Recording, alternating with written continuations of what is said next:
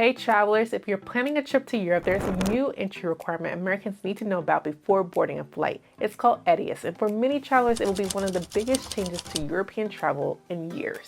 If you're used to flying to Europe with just your US passport, this will be something new, but it's not a visa and it's not as complicated as it sounds. ETIAS is a travel authorization that visa-free travelers, including Americans, will need before entering most European countries, and is connected directly to your passport and is meant to screen travelers before they arrive. Once ETIAS officially starts, travelers will need approval before boarding a flight to Europe. A lot of people confuse ETIAS with another European system called EES, or Entry Exit System, but they are actually two completely different things. How ETIAS works: you apply online using an official website or mobile app, and approval is connected to your passport. Once approved, ETIAS is valid for up to 3 years or until your passport expires, whichever comes first. If you get a new passport, you will need to apply again. Think of ETIAS as Europe's version of pre-approval. It happens before your trip. If ETIAS is required and you do not have it, you will not be allowed to board your flight. With a valid ETIAS, you can still travel to Europe multiple times for short stay visits, up to 90 days within a 180-day period, just like the current rule. ETIAS does not change how long you can stay. It simply adds another step before you travel. It's important to know that ETIAS does not guarantee entry. Just like today, border officers in Europe can still ask questions and make sure you meet entry requirements.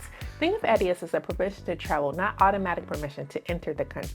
EES, on the other hand, is completely different because it happens at the border. The Entry Exit System does not require an application. Instead, it replaces passport stamps for non-EU travelers. Every time you enter or leave Europe, your trip is recorded digitally. The first time you use EES, border officers collect biometric information like a photo and fingerprints, and after that, the system tracks how long you stay in Europe and helps you make travelers.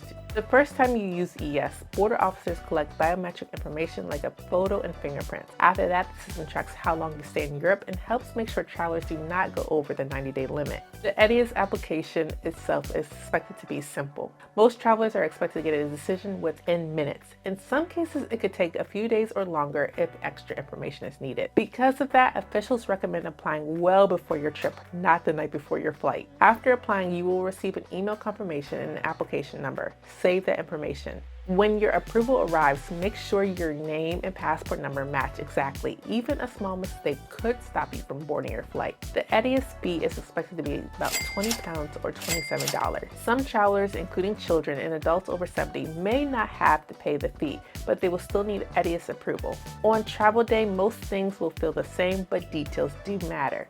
You must travel with the same passport you use for your ETIAS application. If you arrive with a different passport, you may not be allowed to board your flight. Border officers will still check your passport, travel plans, and length of stay, just like they do now. The difference in simple terms is that ETIAS is about getting permission before you travel, whereas EES is about tracking your trip after you arrive. And timing is important here. ETIAS has been discussed for many years, but is currently expected to roll out during the last part of 2026. Right now, travelers do not need to do anything yet, and European officials have said they will announce the official start date several months ahead of time.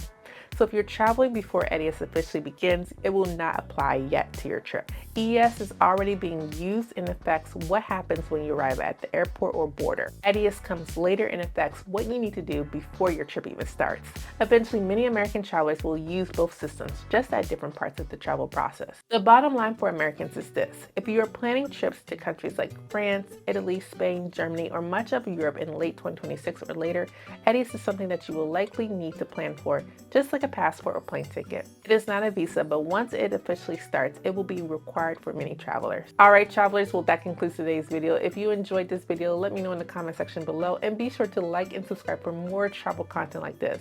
If you haven't already, sign up for my free travel e-course. The link is in the description box below. And until next time travelers, let's travel with our dreams together. See you later, bye bye.